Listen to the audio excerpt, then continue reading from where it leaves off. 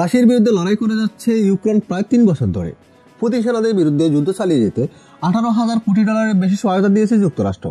আর সেই অর্থের পুকুর চুরিতে ব্যস্ত ইউক্রেন সরকার। এবার দুর্নীতির অভিযোগ উঠেছে দেশটির প্রতিরক্ষামন্ত্রী রুস্তম উমেরিয়ভের বিরুদ্ধে।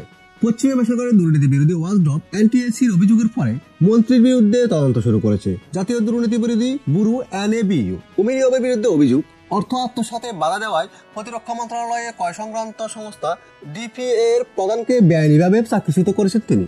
2022 সালে নেটো স্ট্যান্ডার্ডের আদলে প্রতিষ্ঠা করা হয় ডিপিএ।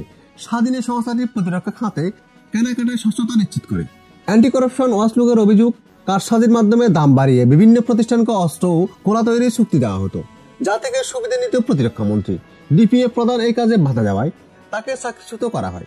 অভিযোগ প্রমাণিত হলে 3 থেকে 6 বছর পর্যন্ত কারাদণ্ড হতে পারে উমেরিয়ভের। প্রতিরক্ষা মন্ত্রীর বিরুদ্ধে দুর্নীতির অভিযোগে টালমাটাল ইউক্রেন। এদিকে পশ্চিমাদের সরবরাহকৃত অস্ত্রের সন্ধান মিলেছে রাশিয়ার কালোবাজারে। এমন পরিস্থিতিতে ইউক্রেনের জন্য সাময়িকভাবে সহায়তা বন্ধ করেছে যুক্তরাষ্ট্র। বিশেষজ্ঞদের ধারণা, অভিযুক্তদের বিরুদ্ধে কঠোর ব্যবস্থা না নিলে স্থায়ীভাবে ট্রাম্প প্রশাসনের সমর্থন হারাতে পারে জেলেনস্কি সরকার। এর আগে 2023 সালে সামরিক বাহিনীতে খাবার সরবরাহের ক্ষেত্রে দাম বাড়ানোর কারসাজি সংশ্লিষ্টতার অভিযোগে পদত্যাগ করেন তৎকালীন প্রতিরক্ষা মন্ত্রী অ্যালেক্সি রেসনিক। ট্রান্সপারেন্সি ইন্টারন্যাশনালের তথ্য বলছে, দুর্নীতির অভিযোগে 180টি দেশের মধ্যে ইউক্রেনের অবস্থান 160তম।